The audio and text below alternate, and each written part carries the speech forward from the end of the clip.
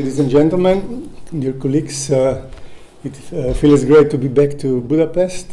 Like speakers before me, I wish to thank to the organizers for inviting me to yet another unique conference. Content-wise, my presentation will differ a little bit from the presentation of my colleagues, but as you will see, it does concern the issue of state sovereignty in its own way. Essentially, my presentation brings a summary of my scientific article, which is the outcome of the research carried out within the framework of the Professors Network. And at the end of this year, the article is supposed to be published in the Law, Identity and Values Journal, the same as also articles of other colleagues from the research group. I will address legal aspects of vigilantism in Slovenia. More particularly, I will speak about the way Slovenia and its legal system reacted to the sudden appearance of anti-migrant vigilant groups in 2018. And I will do this by first defining vigilantism and identifying its recent appearances in Slovenia, then by outlining from a theoretical perspective the divergent state responses to vigilantism. Here you will see that basically there are two ways how states respond to vigilantism.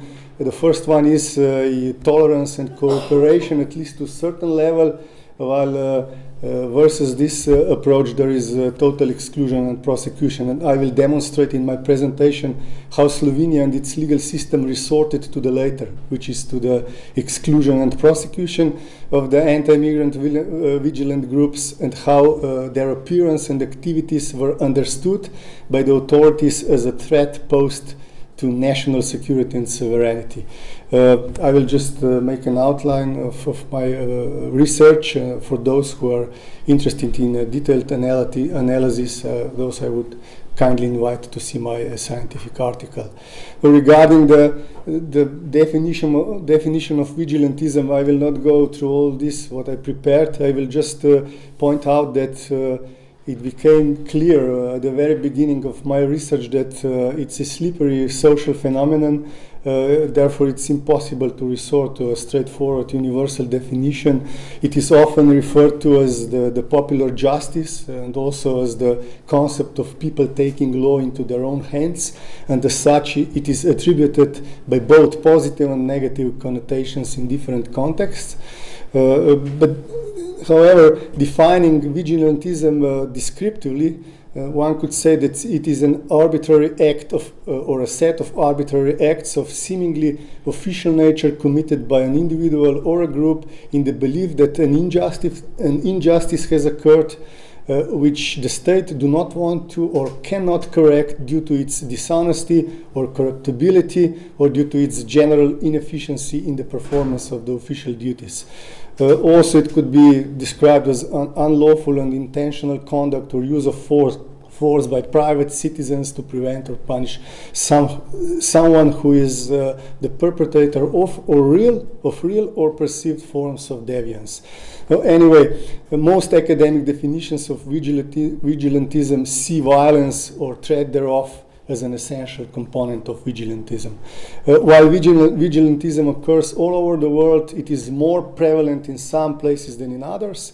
In the country on the sunny side of the Alps, as Slovenia is sometimes referred to, vigilantism was an almost unknown phenomenon before 2018. But this changed tremendously in September 2018, when social networks and media were flooded with photos of formation and training of a masked and armed group of people, and soon it became clear that pictures were taken in the forests of Pohorje near Maribor, and that the group is called the Styrian Guard, led by Andrej Šiško, also founder of political party United Slovenia. This is non-parliamentary party which has support less than 1% among the voters. Also, quickly it became clear that first reactions among people were that people didn't believe that such things can happened in Slovenia. It is also sometimes called oasis of peace and non-violence. So they thought it's either a joke or fake news, but quickly surprise turned into shock. And also quickly it became clear that most people are of opinion that groups such as vigilant and parliamentary and paramilitary are unacceptable and inadmissible in Slovenia. And this was also shared by state officials, for instance, our President of the Republic, Mr. Borut Pahor, who will complete his mandate in the beginning of December. And just 2 days ago, Slovenian voters elected a new president, female this time. President stated for the media that creation of such an armed group was completely unacceptable, that Slovenia is a safe country where no one who is not authorized to do so is allowed to arbitrarily take care of the security of the country and its borders. And interestingly also, news about the masked armed men saluting and marching in the idyllic Slovenian forests was also published by some foreign media, such as HINA in Croatia, even New York Times. And searching internet a little bit, I found that a journalist from some Slovenian tabloid visited the 3-day Starian Guards military training camp, and he reported that everything in the training camp is like in a real army. Like members learn how to handle the weapons. There is group hierarchy, and there are ranks. Members were ranks, and they have ambulance service, etc. Mr. Šiško by himself. He explained that it's a voluntary defense group in the region of Styria, that it has more than 100 members, and that they will not allow themselves to be disarmed, and that they will respond if the homeland and nation at risks. And members, as well as Šiško and members of the Styrian Guard, they explained that the most serious threat in their eyes to the security of the country and the nation are asylum seekers. Ministry of the Interior and the police, in their first official reaction to the publication of these videos, photos, and everything, they stated that the very fact that establishment of various forms of organizations of citizens had become more frequent in Slovenia was the consequence of the increase in illegal immigration. Most objectionable behavior of vigilance, according to police and Ministry of the Interior, were their presence and training near the state border, wearing uniforms and imitation weapons, using symbols such as coat of arms and flags, and giving the feeling that they actually perform official security and defense tasks. Certain actions of members of these groups, according to representatives of police and Ministry of Interior, were a serious security risk for the state and citizens, and moreover, foundation and activities of guards were a serious and direct threat to sovereignty and integrity of the Republic of Slovenia. Throughout 2019, the Styrian Guard has become notorious, increasingly active and present in the public space and in discourse, and as a consequent legal and security expert in Slovenia, as well as officials and other politicians from the ruling liberal coalition, came to a conclusion that the situation is very serious and that an immediate action is required. However, police and Ministry of Interior drew attention to the fact that actually the members of this group could not be prosecuted except in rare cases for minor offenses as well as for criminal offenses. And namely, they could be prosecuted for minor offenses only if reported by the local residents to the police that the offenders by their acts caused them feel uncomfortable or threatened, and this was according to the relevant provisions of the Protection of Public Order Act. So similar was with the prosecution of their potential criminal acts. There was, and in fact, with the exception of the prosecution of the leader of the Styrian Guard and one of his officers, in quotes officers, the state prosecutor's office did not prosecute any of the members of the Styrian Guard upon receiving reports from the police.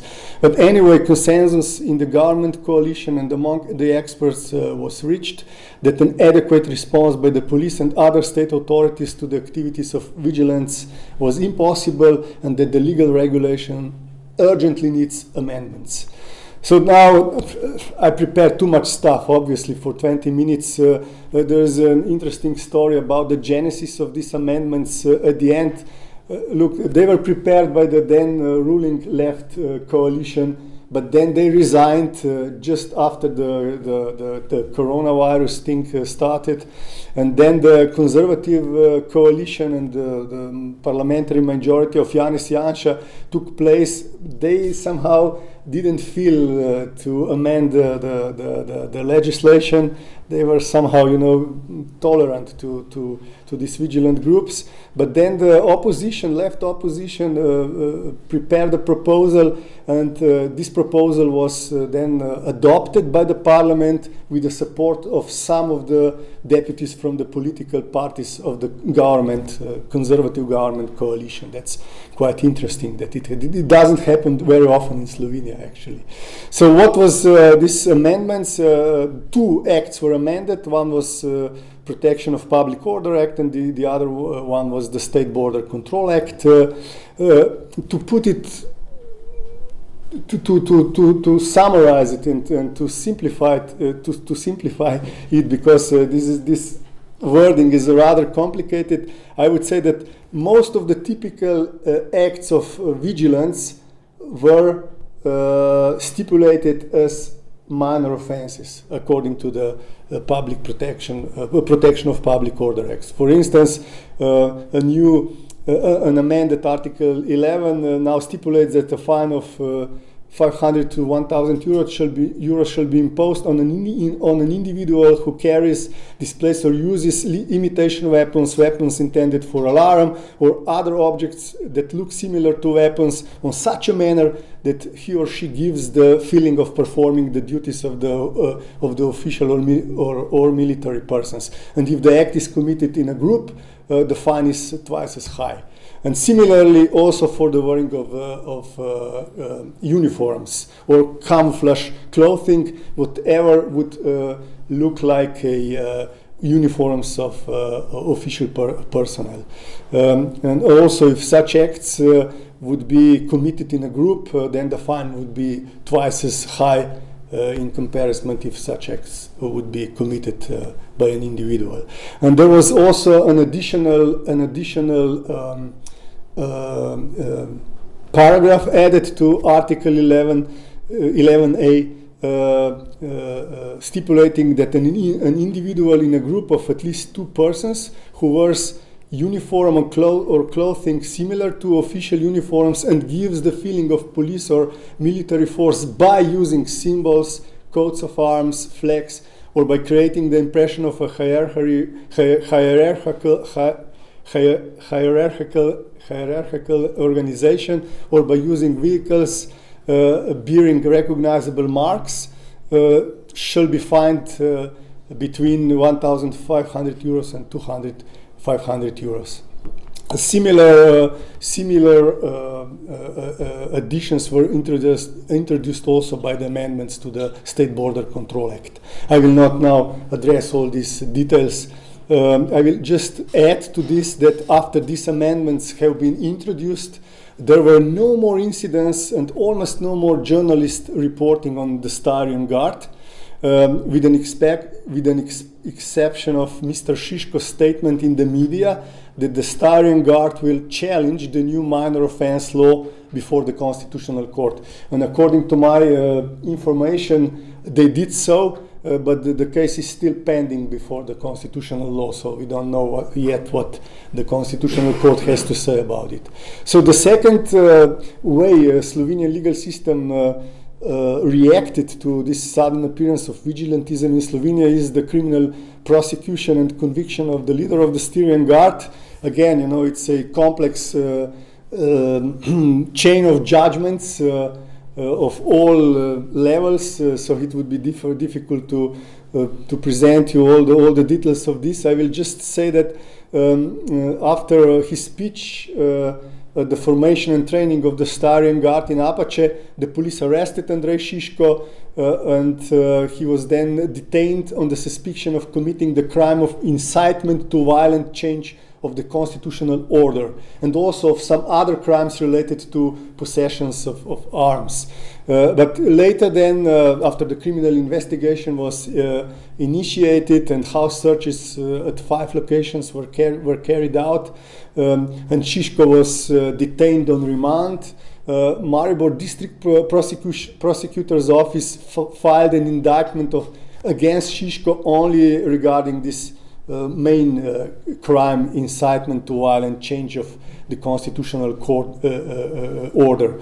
And the main allegations referred to his speech in Apache in front of approximately 60 members of the Starian Guard, where Šiško said different things, including such things as that the police and the army are incapable of providing security, that the current government must be removed, that the prime minister is a traitor, and so on and so on. And also the indictment also referred to Šiško's other statements and the fact that he established the armed formation. Šiško himself pleaded not guilty. There were 2 hearings that all together last 12 hours in total, and Šiško turned around the allegations, actually saying that he called for the respect of the constitutional order, not for its violent change.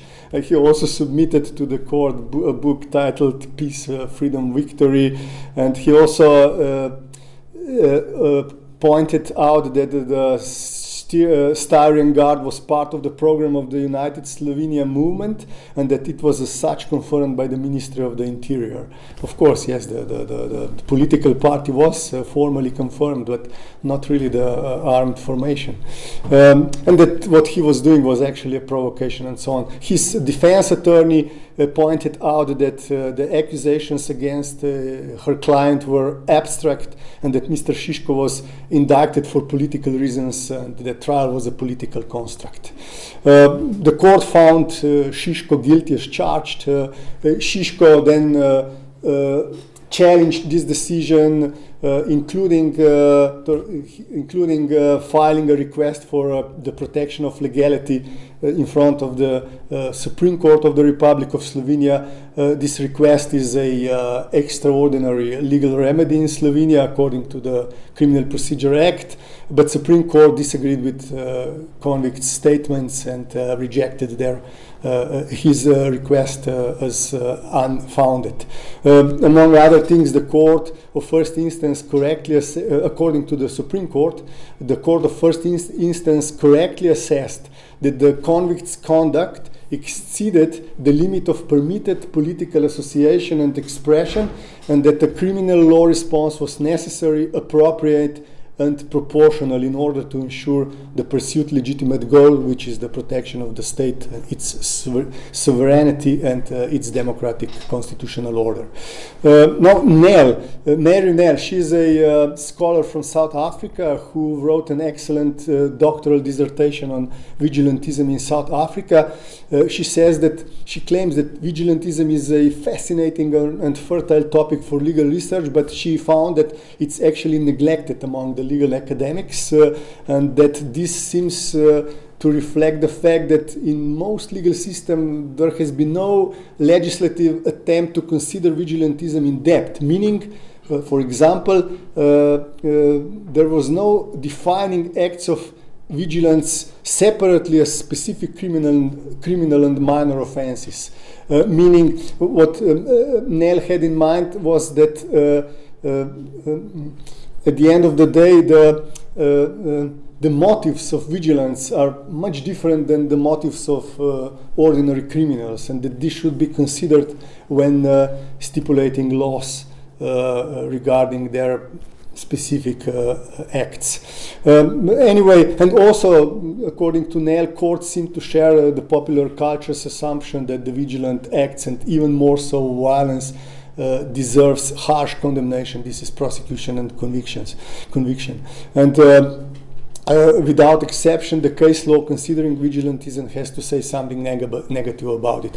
I consulted my co-referent, who will speak after me, and I realized from this discussion that the situation is in Hungary is quite different actually, and maybe what Nell asserts in her doctoral dissertation is not quite correct, because there are also countries which do not have this exclusionary approach, Hungary for example.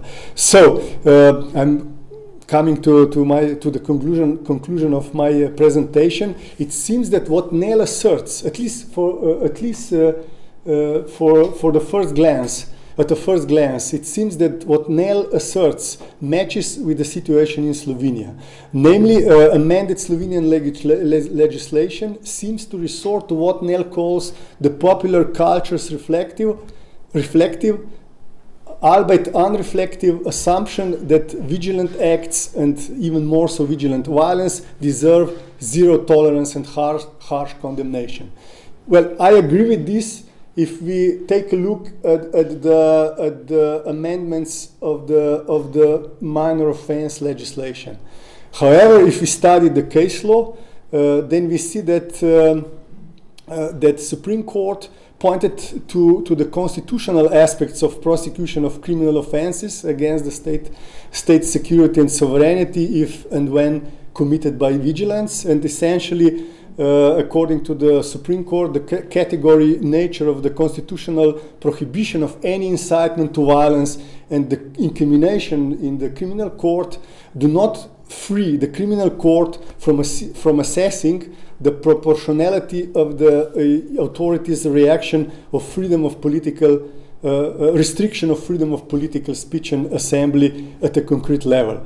And according to the Supreme Court, Court of First Instance has met this requirement, and moreover, the Supreme Court itself had applied both tests of constitutionality, meaning the test of legitimacy and the test of proportionality when deciding on the application for protection of legality filed by Mr. Šiško.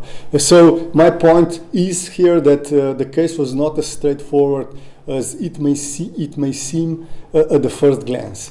To conclude, in my research as well as in my presentation, I did not want to engage in exploring vigilantism theoretically and scientifically. Also, my focus was not on the exploring the extent to which vigilantism is a product of weak or eroded state legitimacy, or the extent to which it threatens state sovereignty. Instead, I wanted to address vigilantism at a concrete level in a specific Slovenian legal context, which is unique, I believe, because this phenomenon practically did not exist in the independent Slovenia before 2018, and the country obviously was not prepared for it.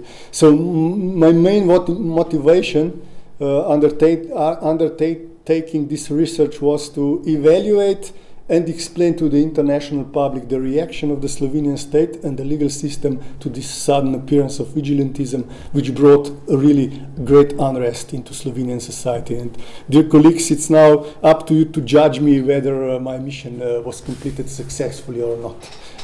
Thank you very much.